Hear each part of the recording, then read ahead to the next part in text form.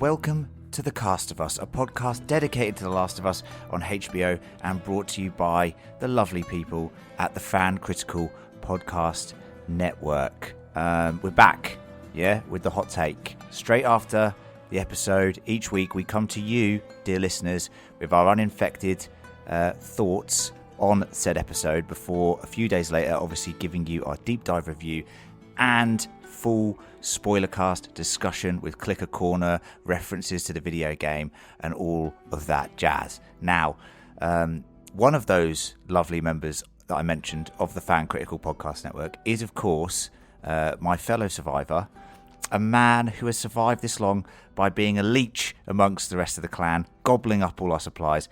It's little Gareth. Oh, that's not true. Well done. You managed to get through uninfected thoughts successfully this time. Yeah, it's a tongue twister. It really is. Heard the little pause. You didn't want to mess up again, did you? No, how you doing, mate? Yeah, how you doing? Doing you all right? Doing well. Doing very well, thank you. Yep. Yeah, been stealing all your whiskey and muesli bars and things like that. And my 20-year-old ravioli. Yeah, sounded all right, to be honest. It looked all right. I'm going to be honest. 20-year-old ravioli, that has to give you food poisoning. Genuinely, 100%. That's fucking disgusting. You had a burger that was made right there in front of you. And dear listeners, a week ago I had a burger, and let's just say me and Gareth went to see Skinamarink, the I'd say experimental horror. What would you say? Experimental horror film that is kind of taking, I wouldn't say the world by storm, but the horror scene by storm. Very small budget, very small production, similar sort of style to like Blair Witch in a way, but way more experimental. And then, so that was terrifying. And then after that, had a burger, and dear God, it was a bad time. Anyway, Enough about that. That was probably worse than a 20-year-old ravioli. Genuinely disgusting. Anyway, and the burger. Yeah. Oh God.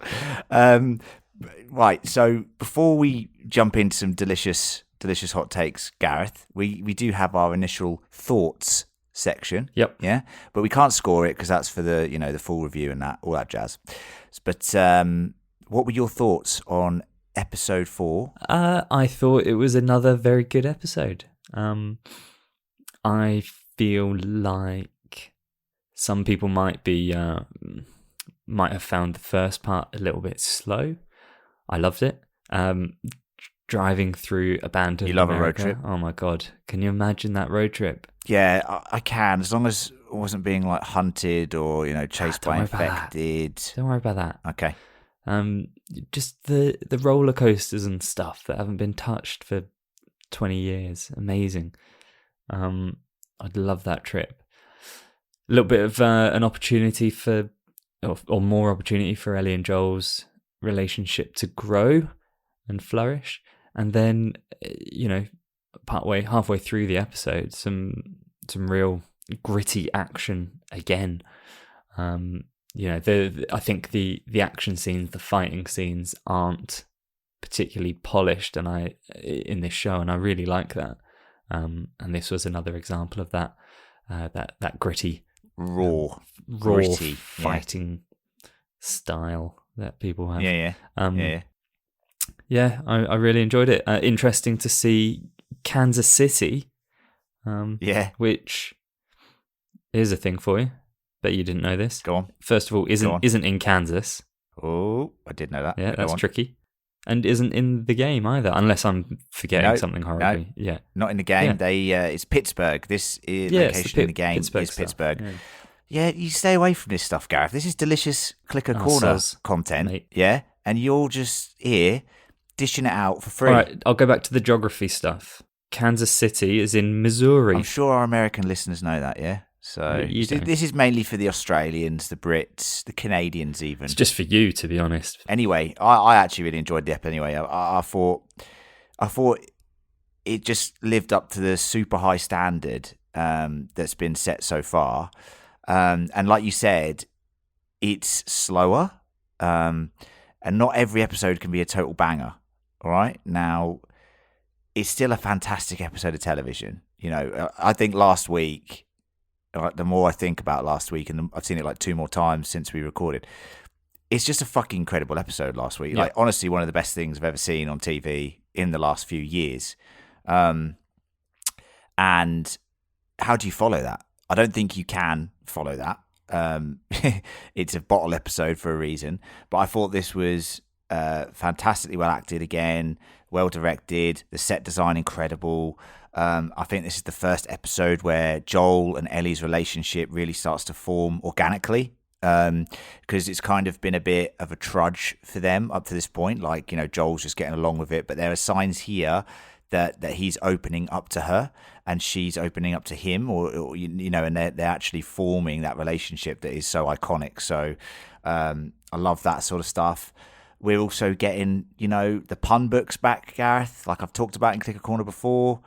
John's going to love that. John's going to love it. He's going to absolutely love it. And, the hunters in the game, you don't really get much context into why they are the way they are.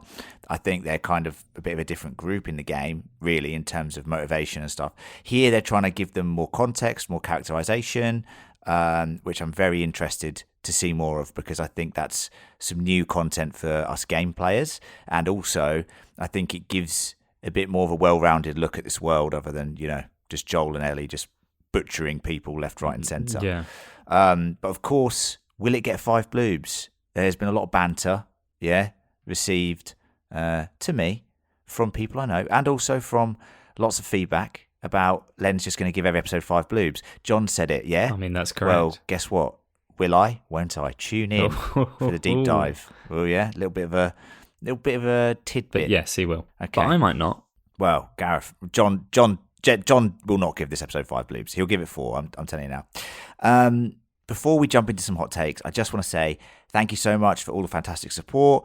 Loads of you have been in touch and left us reviews too, Gareth, which is bloody lovely. Oh, nice. Anyone out there who wants to help us out further and do the same, please do leave us a review on any podcast platform, whichever one you listen on. And if you want to feature in our feedback section, which is in the deep dive each week, you can write to us at fancriticalpodcast@gmail.com. The email link is in the show notes. Just click it, write an email to us with your thoughts, feelings, whatever. And also, we do have more patrons, Gareth, joining the crew, and they will get a special shout out during the deep dive. And if you want to get a shout out and you want to get access to bonus content and you want to chat to us, you could go to patreon.com/fancritical and sign up like those other lovely people have. All right. Now, Gareth, let's jump on to some hot takes. Hot take number 1, and we'll start with the best one. Yeah, puns. Yeah. All right. So this is in the game, the pun book, and I've referenced it in an earlier episode in Clicker Corner, and I'll go through even more references to it in the next Clicker Corner. But it's a great way of breaking down Joel's very gruff, very gritty exterior. I liken it, Gareth, to the fact, like, when we go on a bit of a pun orgy, which is what I'm going to call it from now on, Gareth, no. which we do. We do. In the podcast, anyone who listens to us knows we'll just sometimes ramble on puns for like 2 to 3 minutes. Yeah. It's a bit silly, really. Call it a pun party or something. Not a pun party. It's pun orgy. I prefer pun orgy. I'm not taking part in that with you. John is like our Joel because, in a way, the puns break down his gruff exterior. They do. They do. He's like turns into a cuddly teddy bear when the puns come out. Yeah. But it's nice to have them, isn't it? It's nice to have like this bit of human interaction between Joel and Ellie. Do you know what I mean? They are literally icebreakers. Yeah, I mean it's the gateway, and it's done in stages as well. The first one where the first moment when Ellie brings out the pun book and Joel's sort of rolling his eyes, and then there's the scarecrow one, which is an absolute classic. That's an absolute cracker. That one. That's a cracking one. Where he obviously knows the punchline and delivers it, and then right near the end of the episode, he's pissing himself, or at the idea of shitting himself. He's pissing himself at the idea of shitting himself. Good point. Yeah. So yeah, it works very nicely. Well done. Well done. Well, I'm sure and I'm hopeful that we'll get a lot more of the pun narrative throughout the rest of the show, because it just pops up at various points during the game, and it's just lovely incidental dialogue that has no bearing on any gameplay element or anything, but it just helps build the relationship between the characters, and I'm glad they kept something like that here. Go on, Gareth, take us away for hot take number 2. Hot take 2 is that I think this this episode is the first one really that kind of made me want to play the game. There were play the game again. There were moments in it where I was just getting flashbacks to, sort of creeping around sort of the city, like from like in between stores and abandoned shops and hiding while people run around outside looking for you. And it just, it was really, I think we've been wary of them making this too gamey, and it hasn't happened.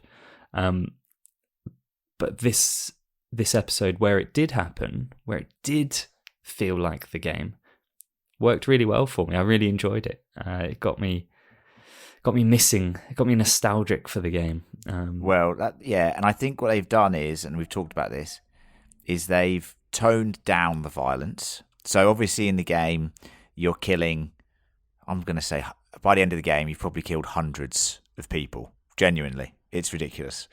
Whereas here, it's a lot more intimate. It's and there are those intimate moments of violence in the game, don't get me wrong, but they've really stripped it back, and I think it's way more effective when you do see the violence. And some of that violence that's enacted will roll nicely into my hot take number 3, which is that of the Hunters. Now, I'm actually happy that they're giving this group, the Hunters, which is what they're called in the game, might be called something different here, we don't know, way more context and character. We've got Melanie Linsky, Gareth, remember her from Castle She's in Rock? Castle Rock, yeah. I knew I recognised when we used to do our Castle Rock podcast. It was a great show on Hulu, sadly tailed off, but the podcast was bloody brilliant, yeah? So, but she's here as Kathleen, the leader of these Hunters. And I think it's a good thing that we see these people, in quotation marks, that Joel calls them, the danger is people. We get to see a bit more of their side of the story. I'm fascinated to see where it goes, because in the game it's a bit more one note, whereas here I think they're playing with something that could be very interesting. And what about this kid, talking about the violence, Gareth, begging for mercy? Yeah. And then Ellie sort of just like being okay with it. You know what I mean? She doesn't really care. Like, she understands that you need to be brutal and vicious in this world. Do you know what I mean? And she kind of looks up to someone like Joel who can be that brutal. You know what I mean? Yeah, I mean, if you walk out into a situation like that, what else are you going to do? What are you going to do? Oh, she had to shoot him, obviously. She had to do it. And it goes down differently in the game. Once again, click a corner, we'll be there for that. But this is an important moment. I don't want to stress, I can't stress enough, how important this moment is in the development of her character. You know what I mean? And the way and the tangent in which her character goes. So it'll be interesting to see how they develop that in the script compared to the game. But I thought this moment here where this kid, essentially this older teenager, young adult, is basically begging for his life. You know what I mean? I thought it was it's quite harrowing, really. And it does take you back to moments in the game where you do finish a group off, and there is that moment where someone is begging for their life, and you just put them down. He was full of it before that, though, wasn't he? Oh yeah, you've killed yourself now. He bloody was, Gareth. Yeah, I mean, look, what's he doing? Welcome to the danger zone. I couldn't believe it when he said that. It reminds me of those people that play sport, and then they do something like a trick. Yeah. Or something to go round someone, then they go, see ya, or like, you know what I mean? Who does live commentary of their own fucking actions? I know, you've been on the receiving end of a few sprightly fellows running past you, haven't you? Well, I have, but they, mostly me. Like Joel, I have taken them down, son. I have taken them down, all right? Yeah, very cocky, very unnecessarily cocky. And unnecessary, man. You mean, in a way, you're right, Gav, he fucking deserved it for all that chat. Sick of it. Anyway, next. See you later, Brian. That was his name, Brian. Brian. Anyway. Brian. With a Y. Brian. Brian, still a relatively popular name in the States, which is mad. You don't get anyone called Brian in the UK unless they're 60 plus. Hot take 4, please. It's very, very similar to yours, but I'm going to give the first slightly negative hot take of the season. Jesus Christ. Yeah. Who hurt you? It's time that we had one. Come on. This is fair. Okay. Okay. And it's not even really negative. I'm intrigued by Kathleen and her story, but I think I could have done with more of it, more of an understanding of what's going on here. It felt a little bit of a drag just in this particular episode. I get what they're doing. Like, I get you have to set it up. It's tough. I think it's tough, Gaz, because this episode, and we didn't mention it, is 45 minutes long. Now, last week's episode was an hour and 17 minutes or something. Yeah. Now, but that's their choice. If this they weren't. Yeah, of course, they're breaking it up. Yeah. Yeah. So I think this Pittsburgh in the game or Kansas City in the show arc is going to be 2 episodes, obviously. I think it'll be done at the end of next week's episode. So they've done a split. It's just, but you're right. When it's that short and you only get snippets into it, you feel like there's a lot of material that it would have been great if it was another long episode, really. Yeah. You know what I mean? Yeah. And so as a result, like when we did go to Kathleen, I was like, come on, hurry up. You know? Yeah. That's interesting. I will be fascinated to see if you still feel that way next week. No, I imagine I won't. And then, when I look at it as a whole, I'll be like, yeah, fine, makes sense. But I was a hack, I got it wrong. I'll never say that. But we'll say that about you. Yeah, that's right. No doubt. But yeah, just in the moment as I was watching, it was. I'm not going to say I was bored, but it was the first time, really. I think I was like, come on. Let's crack on. Okay. Well, let's move that on to something related to Kathleen, and that is her hell-bent pursuit of Henry and Sam. And I've put here... This is hot take 5, is it? It's hot take 5. This is the end of the hot takes. The episode ends on a cliffhanger of sorts, where we see, obviously, Henry and Sam having Joel and Ellie at gunpoint, which is interesting.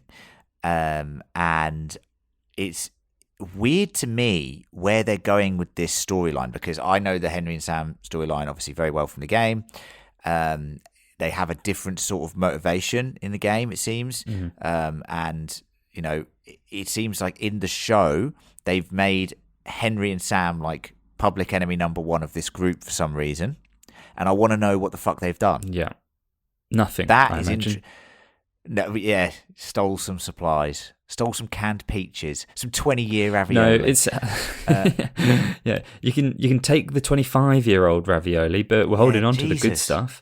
The good stuff. Yeah, it sounds like perhaps it was some sort of feels Fedra related, ratting out to Fedra. Yeah, whether it actually happened or it's perceived, or Kathleen's obviously angry about somebody talking. Yeah, it's a cliffhanger for both the people of the show and the people of the game who've played the game, because I think there's just going to be such a more detailed story with these characters now, which is great. I mean, look, they have to do that. They have to make these characters a bit more well realised. Not to say the ones in the game weren't, because they are, and some stuff coming up is great.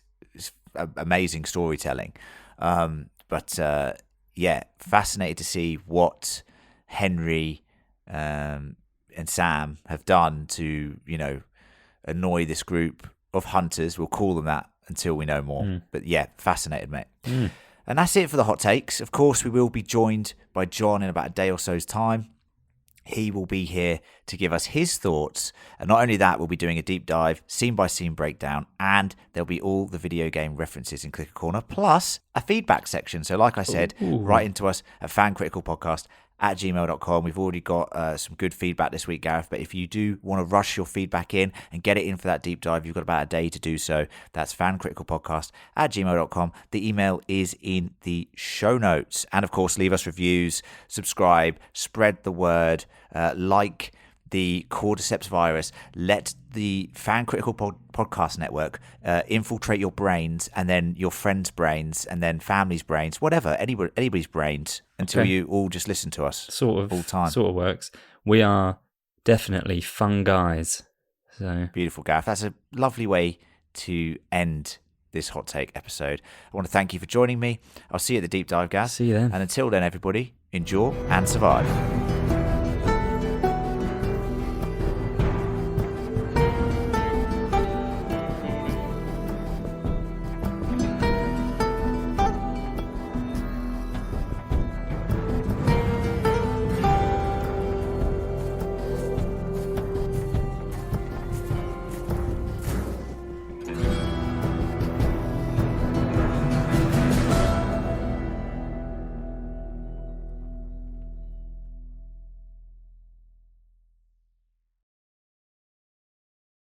Progressive presents Adjusting to the Suburbs.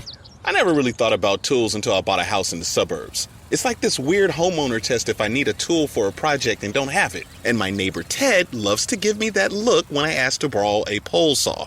A year ago, I didn't even know pole saws existed. And now I gotta borrow one from Ted? What is happening? Anyway, when you save with Progressive by bundling your home and auto, that's the easy part of adjusting to the suburbs. Progressive Casualty Insurance Company coverage provided in service by affiliates and third-party insurers.